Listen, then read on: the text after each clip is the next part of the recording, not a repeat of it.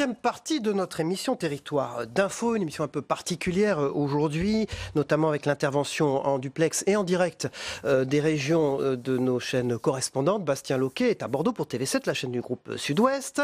Marianne Ray est à Saint-Étienne, on la voit, de TL7, Télévision Loire 7, chaîne dirigée par Yves Faure. Et Anna Britz est à Strasbourg, place de la République, en direct et en duplex pour Alsace 20, chaîne dirigée par Olivier Anne. Ils intervieweront à mes côtés ce matin Mounir Mahjoubi, bonjour, secrétaire d'État chargé du numérique. Merci d'être avec nous ce matin. Et vous allez être co-interviewé maintenant par Stéphane Vernet, qui dirige le bureau parisien du plus grand quotidien régional français. Bonjour Ouest France. Bonjour. Et Marcelo Westfred du Figaro pour Public Sénat, qui est également là.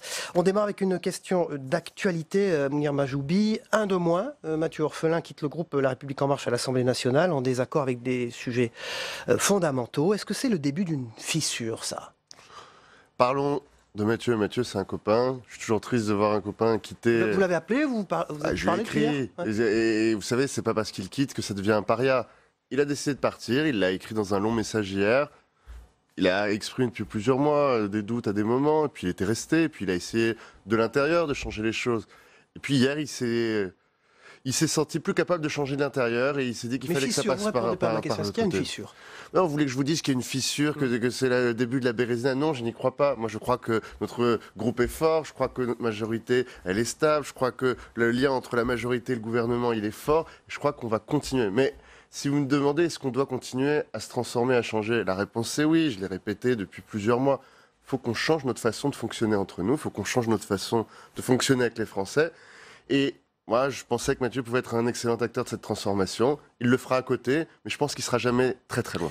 Stéphane Vernet, Ouest France. Quand même, Mounir Mahjoubi, c'est vrai qu'il y a déjà eu des départs par-ci, par-là. Enfin bon, 2-3 départs ou une dizaine de départs sur un groupe de 313. Ça ne fait pas une fronde. Par contre, sur la loi anti-casseurs, là, pour la première fois, on voit 50 députés de votre groupe, 50, c'est pas 5, qui s'abstiennent et qui le disent de manière assez ostentatoire, qui font des déclarations dans les médias. Ça, c'est quand même la marque d'un certain malaise, où c'est pas le début d'un vrai problème. Écoutez, je crois même que c'était vous sur ce même plateau il y a 1 an et demi où vous m'aviez fait disserter sur les godillots. Donc je veux bien que maintenant vous me fassiez disserter sur le fait que notre majorité n'obéit pas aux doigts et à l'œil. 50 abstentions, c'est beaucoup quand même. Mais sur un sujet qui est hyper complexe, vous vous rendez compte de la situation de violence qu'on est en train de vivre aujourd'hui dans ces manifestations d'un nouveau genre? Il fallait apporter des réponses très structurées, très périmétrées. Moi aussi, j'aurais eu des problèmes avec cette loi si elle n'avait pas été intelligemment construite. Vous seriez abstenu? Non, j'aurais exigé ce qu'on a obtenu, c'est-à-dire ce qu'on a mis, une loi très périmétrée qui ne concernera que quelques dizaines de personnes, qui permettra...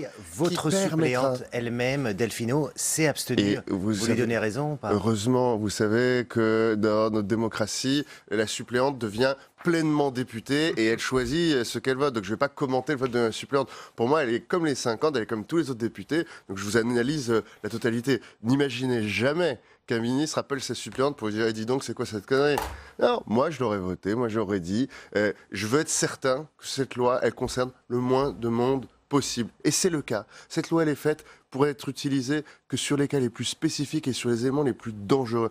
Ça n'est pas une loi qui remet en cause le droit de manifester, c'est pas une loi qui va toucher des centaines de personnes, c'est une loi qui, là, dans le moment qu'on est en train de vivre, va nous permettre d'apporter des solutions face à une situation ingérable. Il faut se le dire quand même. Sur le fond, Mathieu Orphelin claque la porte aussi sur la question de l'écologie, c'est un très proche de Nicolas Hulot.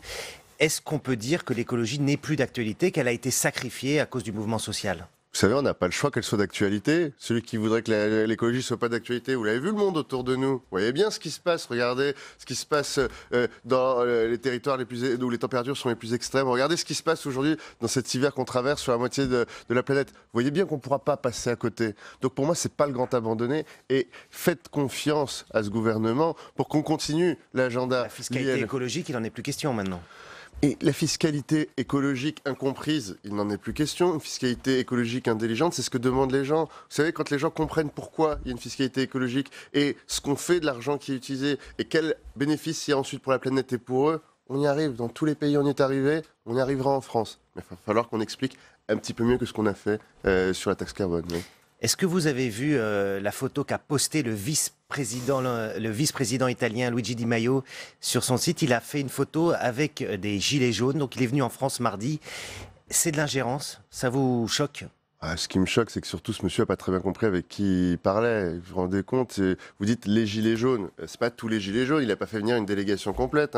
Il a Avec pris des candidats de la liste Gilets jaunes qui se prépare. Il a pris autour de lui certains éléments, moi, que je ne commenterai pas plus. C'est des personnes qui ont remis en cause ma présence sur le territoire, qui remettent en cause ce que je suis, qui remettent en cause... monsieur me reprochait d'être homosexuel, musulman, et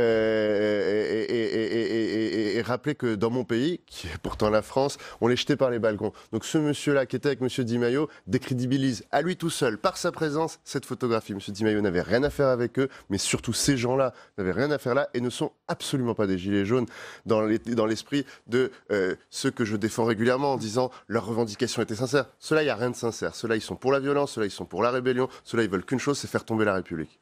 Mounir Majzoui, vous êtes bien là ce matin, vous êtes secrétaire d'État. Je suis bien là, je suis bien français, je suis bien content de vous avoir. De ce gouvernement. On est content de vous avoir. Le président de la République entame une nouvelle étape, il sera en Saône-et-Loire aujourd'hui.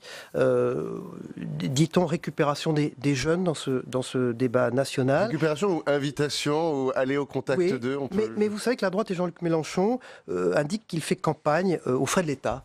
Est-ce que c'est une critique que vous entendez? Vous vous rendez compte de la façon que vous avez de formuler la question? Est-ce qu'on attend du président et du gouvernement, dans un moment où les Français ne se parlent plus, dans un moment où on dit la solution c'est le grand débat, qu'on n'aille pas au contact de tous les Français? Elle est légitime cette question. Non, elle n'est pas légitime. Il fait au fond des shows importants un peu partout. Et il y a évidemment. Est-ce que vous avez l'impression j'imagine que c'est réglé par l'argent public, c'est la présidence de la République. Vous avez l'impression que dans ces événements-là, Emmanuel Macron fait la campagne d'un parti? Parce que c'est ça dont il est question. Il ne fait pas la campagne d'un parti. Il fait. Non, la campagne d'un homme. Mais pas d'un homme, c'est pas lui qu'il va. C'est pas le sujet, ce n'est pas Emmanuel Macron. Le sujet, ce n'est pas le président de la République. Le sujet aujourd'hui, c'est la France. Et il se trouve que c'est le président de la République française. Vous allez, c'est comme votre question de tout à l'heure, vous vous rendez compte, on va pas passer plusieurs mois à dire ce président qui ne va pas au contact des Français, quand il va au contact des Français, dire il les manipule. Stéphane Vernet. Le rôle du président, c'est d'aller au contact des Français. On ne peut pas continuer à avoir des présidents qui ne sont pas au contact des Français. Stéphane Vernet. Je vais tourner ma question de manière à vous faire plaisir, parce que là je sens... non, mais ça fait pas plaisir, ce matin, vous m'avez tous donné envie de m'exprimer fort. Bon, je commence. Le grand débat, c'est une vraie réussite, les chiffres sont très parlants. Hier, c'était plus de 738 000 contributions sur le site, plus de 4 000 rendez-vous publics, plus de 9 000 cahiers de doléances dans des mairies. C'est énorme, c'est inattendu. J'ai peur de la fin de votre question. Allez-y. Alors, vous avez raison. Le problème maintenant, c'est comment on atterrit. Pour l'instant, ça marche très très bien. Comment on atterrit? Est-ce que vous pensez que la piste du référendum, ce serait une bonne façon de clore en beauté, entre guillemets, ou de sortir par le haut de l'ensemble? Vous avez raison, il faut qu'on atterrisse. Et oui. Le potentiel à référendum, c'est un élément parmi plein d'autres. Il y a déjà l'atterrissage politique, c'est-à-dire il faut qu'on dise aux Français ce qu'on va faire de ce qu'ils ont dit. Parce que on leur a promis qu'on allait les écouter, on va le faire ensemble, on a construit ensemble. Je l'ai dit, je pense qu'on va dépasser le 1 million de contributions. Il y a vraiment eu un mouvement. On n'a jamais eu de consultations citoyennes qui sont arrivées à ce niveau-là. De cet ampleur, jamais. Qu'est-ce qu'on fait de ça? Alors, il va falloir interpréter. Il va falloir synthétiser, puis il va falloir continuer d'approfondir chacun des sujets. Et dans l'approfondissement, le faire avec les Français, continuer. Puis après, il va falloir décider.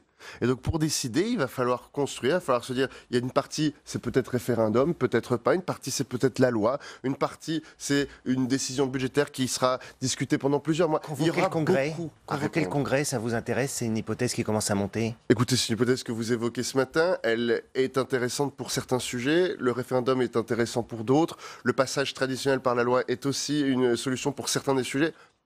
La réponse, tout est possible. Vu tous les sujets qui sont abordés, on va se le dire, elle sera multiple. Quand bien même il y aurait un référendum. Vous voyez bien que ce référendum ne permet pas de traiter tous les sujets qui sortiront de ce débat. Par contre, un référendum le jour des européennes, le 26 mai, ça, c'est pas une bonne idée. Bah, vous n'allez pas me faire dire ça d'une décision qui n'existe pas et d'un projet qui n'a pas... Mais vous comprenez que ça fasse polémique. Non, moi écoutez mes collègues qui sont les plus experts de l'élection européenne qui disent c'est peut-être pas le meilleur moment de le faire. J'entends certains dans ma majorité qui disent ce serait formidable de le faire. Moi j'écoute, vous savez que cette décision elle est entre les mains du président. Mais je crois avec certitude que la solution elle sera multiple et qu'il y aura des sujets qui seront traités dans différents canaux. Changeons de sujet, Paris. Que pensez-vous de la proposition de créer une police municipale à Paris? Anne Hidalgo, la maire de Paris, a vraiment surpris avec cette proposition? C'est en politique, il y a toujours le sujet de la solution et du problème. Le problème, il est sincère, il est réel. Il y a un problème de sécurité à Paris. Il y a un problème de sécurité réel dans certains arrondissements. Je suis le député du 19e. Donc vous dites Il y a, bonne idée. Dans le 18e, dans le 20e, dans ces arrondissements aujourd'hui, il y a moins de présence de sécurité que dans d'autres arrondissements. Il y a beaucoup de gens qui ne se sentent pas en sécurité. Le soir, il fallait apporter plus de sécurité. Une des solutions, c'est l'annonce de cette police. Mais moi, à titre d'habitant, là, c'est très personnel, c'est plus le ministre qui s'exprime. Cette annonce, elle n'est rien si dans la réalité, il n'y a pas des gens dans la rue le soir qui sont là quand les gens ont peur. Si on n'apporte pas d'autres moyens de sécuriser la voirie, si on n'améliore pas les conditions de visibilité dans ces quartiers, la sécurité, c'est jamais juste avoir un policier avec une arme. La sécurité, c'est une multiplicité d'éléments. Donc, moi, je pense ni du bien ni de mal de l'annonce. Ma seule peur, c'est que ce soit juste une annonce et qu'il n'y ait rien derrière. Et Stéphane Vernet. Mounir Mahjoubi, vous avez toujours envie d'être maire de Paris? Je n'ai jamais dit cette phrase, je souhaite être le prochain maire de Paris, mais j'ai toujours dit que j'y ai grandi, que j'y habite, j'en suis le député, j'y passe ma vie. Je pense que c'est une ville formidable qui permet à chacun de faire des choses extraordinaires, qu'on vienne de la province, qu'on vienne de l'étranger ou qu'on y soit né. Donc évidemment que c'est une ville où je compte bien pour les décennies à venir y consacrer beaucoup de temps. Est-ce que vous ne prenez pas du retard, La République En Marche? On voit qu'Anne Hidalgo est déjà en action, en dynamique, et vous n'avez pas encore de candidat, votre projet n'est pas connu? Vous trouvez qu'on n'a pas de dynamique? Quel est le seul mouvement aujourd'hui à Paris qui est capable de mobiliser plusieurs milliers, Vous n'avez pas de candidat, par exemple? milliers de militants dans Paris? Il n'y en a pas d'autres. Il n'y a que La République En Marche qui est allée à la rencontre des Français. Plusieurs milliers de rencontres avec les Français. Une synthèse qui a été faite. On a fait une grande discussion qui s'appelait Paris et moi, dont on a rendu les conclusions il y a quelques jours. Vous voyez bien, on est extrêmement en action. L'agenda, c'est le collectif, et après on aura la tête de liste. Une toute petite question, l'affaire Benalla, rebondissement sur rebondissement. On vient d'apprendre que Alexandre Benalla avait eu un rendez-vous chez la chef de la sécurité à Matignon, que le compagnon de cette policière a peut-être eu des liens avec les Russes. C'est une affaire d'État, utilisons les mots. Non, c'est vous qui donnez ces mots-là. C'est l'affaire Benalla. C'est l'affaire de Monsieur Benalla. Est-ce qu'on peut la minimiser? C'est l'affaire de Monsieur Benalla. C'est l'affaire de Monsieur Benalla qui se passe dans l'État. Et donc, évidemment que cette histoire, pour moi, non, toute cette affaire du début à la fin, elle est très désagréable. Ce monsieur, il n'a pas été élu par les Français. Alexandre Benalla, aujourd'hui, il est au cœur de toutes les discussions. Vous êtes tous journalistes politiques, vous vous rendez compte, on ne parle que de lui. Est-ce qu'il était chargé de transformer la vie des Français? Est-ce qu'il avait la responsabilité sur ses épaules chaque jour? Mais tout me choque dans cette histoire depuis le premier jour, tout me choque. C'est-à-dire que jamais j'aurais accepté, aujourd'hui, si on savait tout ça, jamais on aurait accepté la moindre chose de tout ce qu'on se raconte aujourd'hui. Les Russes, maintenant, c'était la nouvelle de ce matin. Mais comment vous voulez que je vous dise que j'accepte ça? Moi, ce que je dis, c'est que ce monsieur, il nous empêche de faire notre job. Et ça, c'est terrible. Stéphane Vernet. Bon, à propos de votre job, parce que là, on a parlé d'écologie, de La République En Marche, de Benalla, des Gilets jaunes. Est-ce que vous avez encore le temps de vous occuper du numérique? Heureusement. C'est-à-dire que si je pouvais pas le faire, ça, je serais très triste. Donc, depuis plusieurs mois, la grande priorité, c'est l'inclusion. Comment on fait pour les Français qui ne savent pas utiliser le numérique? Donc, je traverse la France. On a travaillé pendant un an et demi avec toutes les collectivités locales, l'Association des départements de France, les régions de France. Même quand on s'engueulait sur tous les autres sujets, sur ce sujet, ils sont restés là.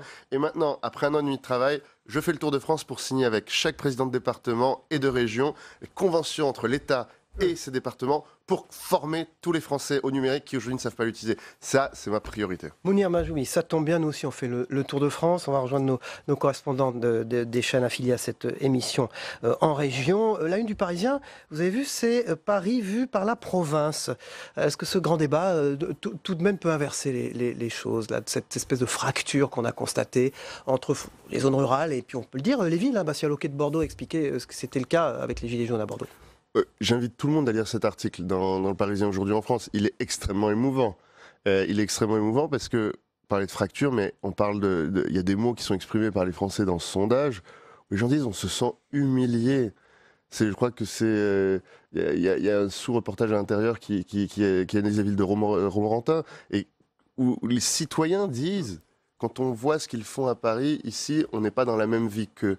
Quand des Français se sentent pas vraiment pleinement dans leur vie, quand ils ont l'impression de vivre à côté de leur vie, vous pouvez que être complètement bouleversé. Et ce sentiment de la parole humiliée, je l'ai souvent répété depuis quelques temps, moi c'est ce qui m'a fait venir en politique. Moi je pense qu'il y a des gens, notamment les plus pauvres, notamment ceux qui vivent dans la ruralité, ceux qui vivent à côté de ce qu'ils pensent être la vie des Français, qui vivent cette humiliation par le langage. Et ça, je pense qu'il faut vraiment que le grand débat permette d'y apporter des... Alors, grand débat, on y est. On part avec Marianne Ray à Saint-Étienne. Vous êtes en duplex et en direct avec Télévision Loire 7. Marianne Ray, la question de la couverture numérique dont on a un petit peu parlé tout à l'heure est absolument capitale. Marianne. Oui, alors bonjour Mounir Majoubi, bienvenue à Saint-Étienne. Saint-Étienne, c'est une ville que vous connaissez puisque vous vous y êtes rendu il y a quelques mois. Vous avez visité notamment l'école d'ingénieurs, les télécoms, dans le cadre de la Design Tech Academy. Et aujourd'hui, j'ai une question par rapport au déploiement de la fibre optique sur ce territoire. 43 communes sont concernées par le déploiement de la fibre optique. C'est l'opérateur Orange qui est chargé d'équiper ce territoire en fibre optique. On a contacté justement cet opérateur, il parle d'un déploiement d'ici à 2022. Le président Emmanuel Macron avait lui annoncé un déploiement de la fibre optique sur l'ensemble du territoire d'ici à 2020. Il y a beaucoup de communes qui se plaignent de ce retard ici dans notre département, sur ce territoire-là. Ils veulent la fibre optique, ils ne veulent plus attendre et ils se plaignent beaucoup, je le disais. Alors la question c'est, est-ce que l'État peut intervenir auprès de cet opérateur pour accélérer ce calendrier? Vous êtes, je le rappelle, le donneur d'ordre. Bonjour. Alors, on va apporter un peu de clarification parce que tout n'est pas juste dans votre question, mais ce qui est très juste dans cette question, c'est l'attente des gens. Les gens n'en peuvent plus. Ils veulent que le très haut débit arrive tout de suite. L'engagement, il a toujours été 2020 du bon débit pour tous. C'est-à-dire qu'il y a encore des gens aujourd'hui qui n'ont même pas la DSL. Il y a encore des gens aujourd'hui qui n'ont pas accès à ce 8 mégas. Objectif 2020, personne en France qui n'a pas au moins ce 8 mégas. Ensuite, le deuxième objectif, c'est bien 2022, la fibre optique partout. Mais vous savez, cet objectif 2022, la fibre optique partout, c'est déjà un objectif majeur. Et pour y arriver, on a dû lancer des renégociations sur tout le territoire pour s'assurer qu'on avait partout la capacité de le faire. Il se trouve que dans votre territoire, on est sur deux zones différentes. Une d'initiative publique, mais qui n'est pas celle dont vous parlez, et celle d'initiative directement par l'opérateur. L'opérateur qui dit qu'il va tirer d'ici 2022, il respecte ses engagements parce que, comme vous le dites, je suis venu à Saint-Étienne 2 fois. J'ai reçu le maire de Saint-Étienne à Paris il y a quelques semaines. L'autre partie qui n'a pas encore la fibre optique, elle a la DSL. Alors, je sais qu'il y a des problèmes de qualité dans certains endroits, et là-dessus, il y a eu des avertissements qui ont été envoyés, il y a eu des signalements qui ont été envoyés, et ça, c'est très important que parce qu'on est en train de déployer la fibre optique d'un côté, on n'abaisse pas la qualité de la DSL de l'autre, parce que la DSL, pour certaines des entreprises dont vous parlez, ça va être le seul moyen de se connecter pour les 2 prochaines années. Et donc, il est très important que ce soit au meilleur niveau. Voilà pour la réponse. Merci beaucoup Marianne Ray, à Saint-Étienne. Je crois qu'il neige derrière vous. Enfin, il neige pas, mais il y a de la neige, je vois. TL7 Télévision, Loire 7, chaîne dirigée par Yves Faure. Merci, chaîne partenaire de cette émission. On part à Strasbourg, place de la République précisément, avec Adrien Labis et Anna Britz qui est là. Vous avez une question pour le secrétaire d'État chargé du numérique, Mounir Majoubi, qui est notre invité. Allez-y, Anna. Oui, tout à fait. Bonjour, Mounir Majoubi. Au cœur de ce mouvement des Gilets jaunes et de ce grand débat national, il y a un outil privilégié d'expression et d'échange. C'est le réseau social Facebook. Il a célébré cette semaine ses 15 ans. Est-ce que vous pensez que sans ce réseau social, sans les réseaux sociaux de façon générale, il y a 16-17 ans, est-ce que ces mouvements auraient pu émerger de la même façon? Est-ce que ce serait différent sans tous ces outils? Bonjour et merci pour votre question. Je vais vous répondre simplement. Évidemment que ces outils sont en partie l'explication de ce qu'on est en train de vivre. À l'époque, il aurait fallu beaucoup plus de temps pour qu'une simple pétition puisse accueillir plusieurs dizaines, centaines de milliers de personnes qui la suivent. Vous savez, l'événement pour le deuxième acte 2 des Gilets jaunes, c'était quand même un event Facebook en 2 phrases et avec une faute d'orthographe dedans. Et peu importe, ça a eu plusieurs centaines de milliers de personnes qui y sont allées. Donc oui, on est dans une phase de reconfiguration des pouvoirs où aujourd'hui, par le fait que l'accessibilité à tous les autres a été profondément transformée. Vous savez, sur Facebook, pas Twitter, Facebook. Sur Facebook, vous avez quasiment tous les Français connectés à Internet qui ont un compte Facebook. Tous. Donc ça veut dire plus de 20 millions de comptes selon les chiffrages, entre 20 et 30 millions de comptes actifs sur Facebook. Ça veut dire que quand vous écrivez, il y a ma mère, quand vous êtes sur Facebook, il y a moi, il y a ma petite sœur, il y a mes voisins, il y a tous les gens.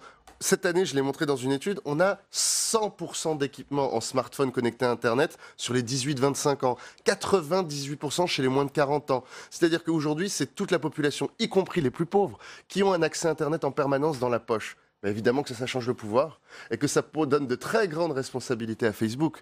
Et ça, c'est le grand sujet de la discussion qu'on a aujourd'hui, sur les fake news, sur la violence, sur l'hyperviolence. Et les dirigeants de Facebook, là-dedans, qui vous parlez, les dirigeants de Facebook? Alors, les dirigeants de Facebook ne s'intéressent pas à savoir ce qui se passe sur les gilets jaunes. Eux doivent rester neutres. Par contre, je leur dis, moi, régulièrement, regardez ces cas de harcèlement, regardez ces cas de violence, regardez ces cas de fake news. Alors, regardez qu'est-ce qu'on fait sur les fake news? On a des européennes bientôt. Comment on fait pour éviter ça pullule?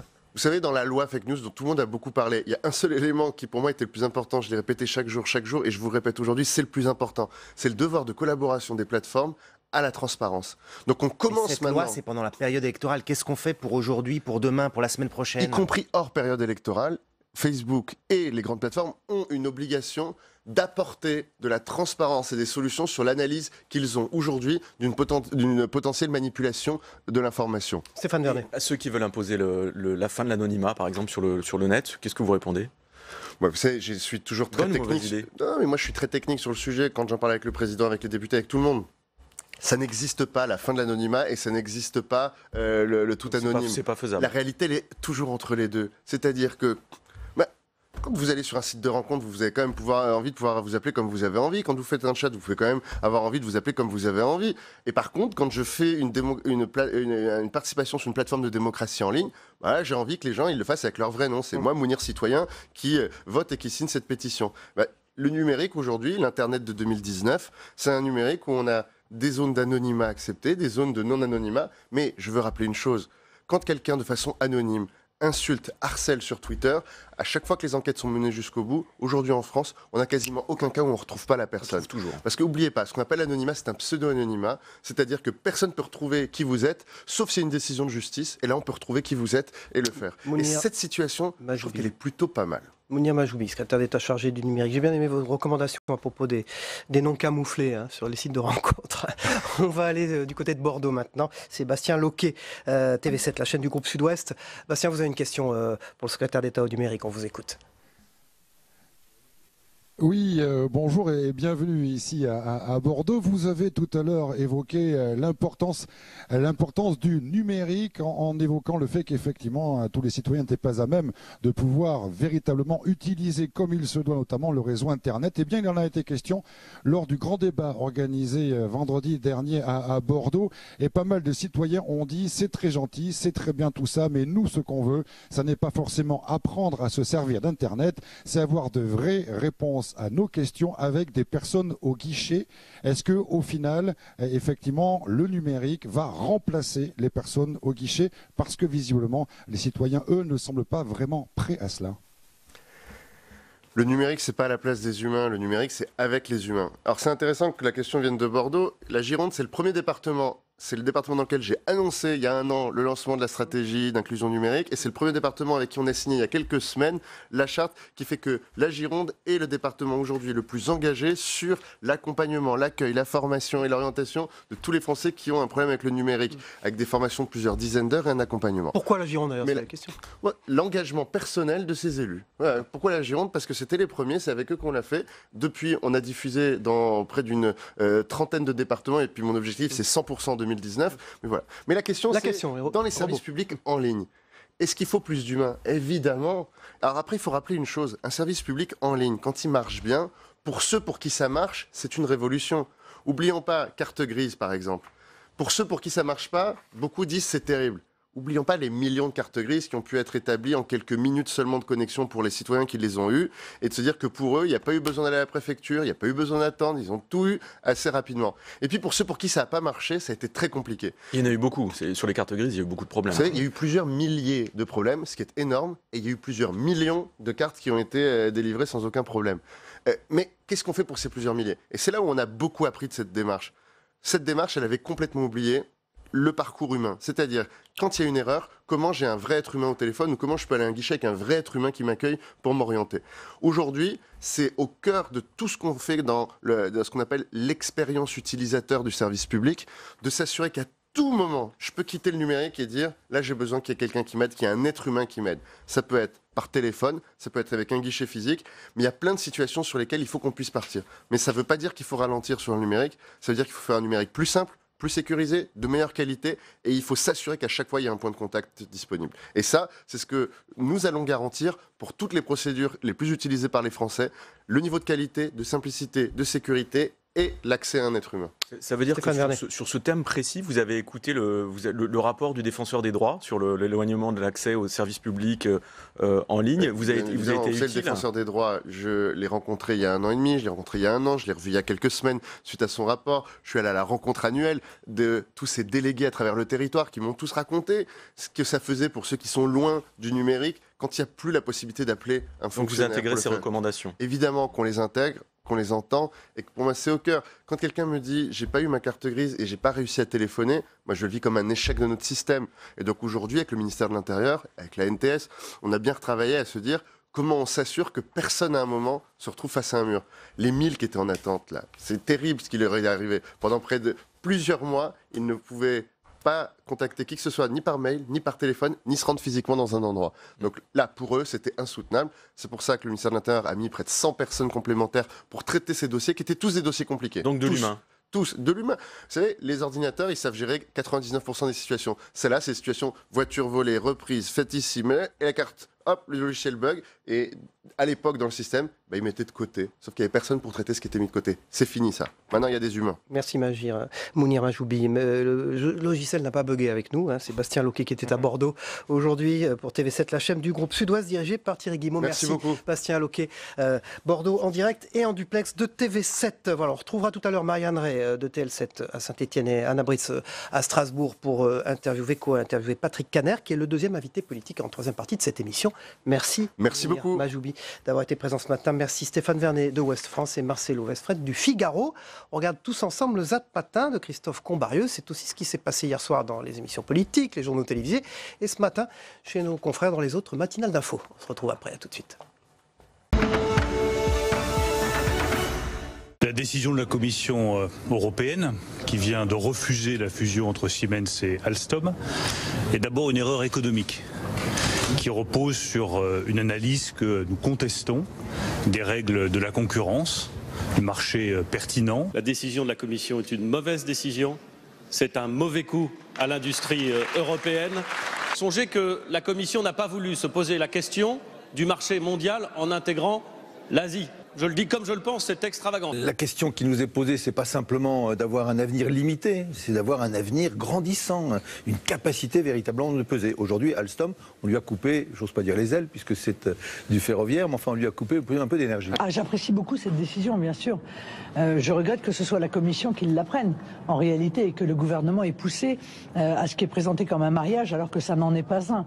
C'est une manière de brader totalement un des derniers fleurons. Il y avait aussi une absurdité première du fait de brader. Voilà, nous ne sommes pas favorables à brader l'outil industriel français. Nous avions donc émis déjà de très fortes réserves sur toute cette affaire Alstom. Le débat sur le référendum est prématuré. L'intérêt de ce débat, c'est d'aller au fond des choses, de permettre justement de débattre et de trancher des questions sur le fond, et ensuite de se poser les questions du véhicule, de la décision, de la modalité. Qu'il y ait notamment, pas seulement, mais notamment le référendum comme sortie du grand débat. Moi, ça ne me pose pas de problème. Il faut que ce soit constitutionnel, évidemment, mais de toute façon, ce n'est pas constitutionnel, il ne pourra pas le faire. On fait par référendum ou des traités ou des textes de loi, ou l'un ou l'autre. Alors s'il a plusieurs idées à soumettre à référendum, concernant l'organisation des pouvoirs publics, d'après ce que j'ai compris, eh bien le plus simple pour lui, ça serait de faire un référendum pour convoquer une assemblée constituante, parce que ça au moins ce serait cohérent. Mais le reste, non, ce n'est pas possible. Voilà ce que dit Mathieu Orphelin pour justifier son départ du groupe La République En Marche. Voilà, nous ne sommes malheureusement pas au bon rythme sur aucun des grands chantiers. Il faut aussi que nous sachions pour qui et pourquoi nous avons été élus par les Français. Et donc, à partir de là, le soutien me semble être de mise. Chacun prend ses responsabilités. Mathieu Orphelin, c'était le compagnon de route historique de Nicolas Hulot. Et son départ, c'est un peu une réplique logique et même assez attendue au départ de Nicolas Hulot qui a eu lieu il y a quelques mois. On savait que ça allait arriver, c'est une question de calendrier. Ça amorce en réalité quelque chose, c'est que sur le plan politique, la base d'Emmanuel Macron est en train de se restreindre. Voilà, on poursuit notre émission ce matin. Dans un instant, c'est Patrick Caner avec le deuxième invité politique de cette émission. Dans Territoire Sénat, on s'y retrouve. À tout de suite.